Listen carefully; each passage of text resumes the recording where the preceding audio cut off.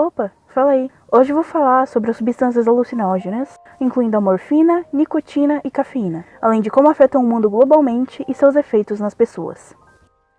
Bom, vamos começar falando sobre a morfina. É uma substância extraída da papoula. Existem resquícios do uso dessa droga que datam até de 5.000 anos atrás, como erva medicinal, nos séculos XVIII, mas principalmente no XIX. Essa droga passou a ser famosa no mundo inteiro, chegando a ser usada até por artistas, para aumentar a criatividade.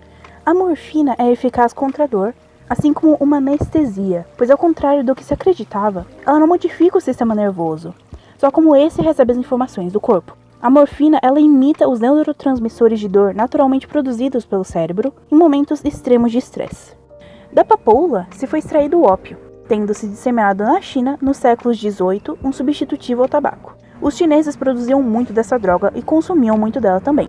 E disso, a Europa viu uma chance de conseguir um comércio lucrativo para eles também, porque eles compravam produtos da China e a mesma não comprava deles, ela pedia metais em troca de suas mercadorias. Os europeus passam a produzir a droga e vender indiretamente a comerciantes chineses, e a China, não feliz com isso, resolve queimar embarcações com o produto ilegal. No meio de tanto tumulto, os ingleses são acusados de matar um agricultor local. E a Inglaterra, vendo a oportunidade, resolveu travar a primeira guerra do ópio com a China, da qual os britânicos vencem e a China é obrigada a se abrir um pouco ao Ocidente. Na Segunda Guerra do Ópio, a Inglaterra e França se unem para derrotar a China, e ao vencerem novamente, conseguem romper o isolamento chinês, podendo assim viajar para seu país livremente. Agora para os termos técnicos da droga. O ópio contém 10% de morfina em sua composição, uma substância que elimina a dor e induz a pessoa ao sono. A substância funciona como uma anestesia, mas pode ter efeitos viciantes. O nome vem do deus romano Morfeu, o deus dos sonhos.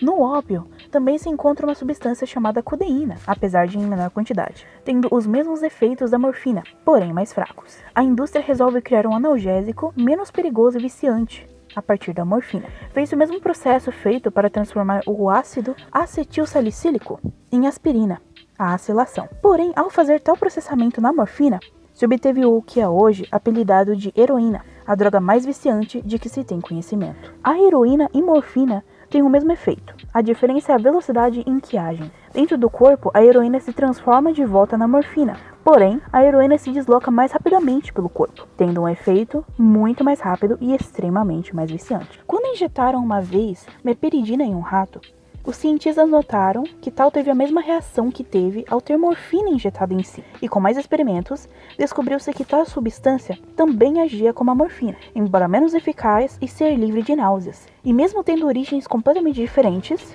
mas ainda assim sendo viciante. Curiosos, os cientistas compararam a estrutura molecular dos dois. Ambos tinham somente 4 coisas em comum: um anel aromático, um carbono quaternário, um grupo de CH2CH2 preso a 3 outros átomos de carbono, que se tornaria a regra da morfina. Agora eu vou falar um pouco mais sobre o tabaco. Originário da América do Sul e utilizado em festas indígenas, ele foi levado à Europa por Cristóvão Colombo em 1496. Uma substância extremamente viciante, produzida em colônias pela mão de obra escrava. Torna-se extremamente popular no mundo inteiro. Representava independência e força. Se torna muito comum e, apesar das tentativas de proibição da substância, ela continuava popular. Chegará até o ponto que em alguns países, como a Rússia, a Turquia, a Índia e a Pérsia, se você fosse pego ingerindo ou com pote da droga, você poderia sofrer punições extremas, exílio, e até mesmo pena de morte. Mas isso não impediu que a droga fosse menos popular que em qualquer outro país. O tabaco possui nicotina, uma substância que acalma desacelerando os batimentos cardíacos. Por isso, os dependentes, ao tentar se acalmar, fumam. Se ingerida, ela é menos potente, seja por conta da temperatura da queima da substância ou os ácidos estomacais que quebram um pouco a substância. Mas se comparada com a absorvida na pele é 1000 vezes mais potente.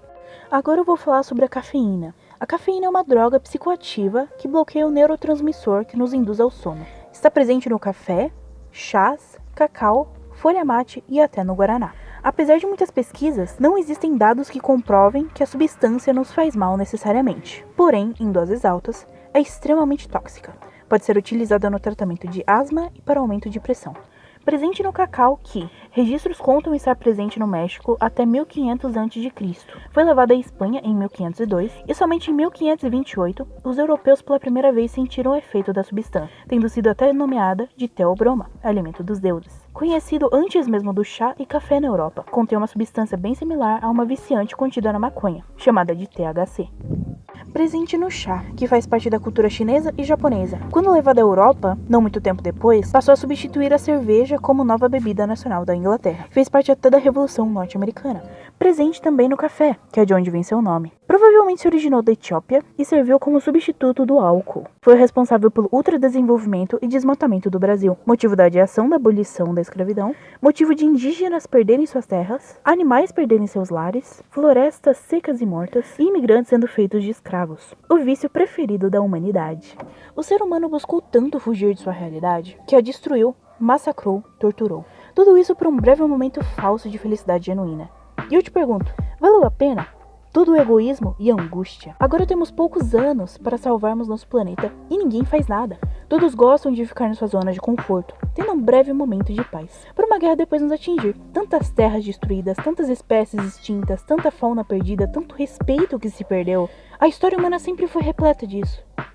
Por que mudaria agora?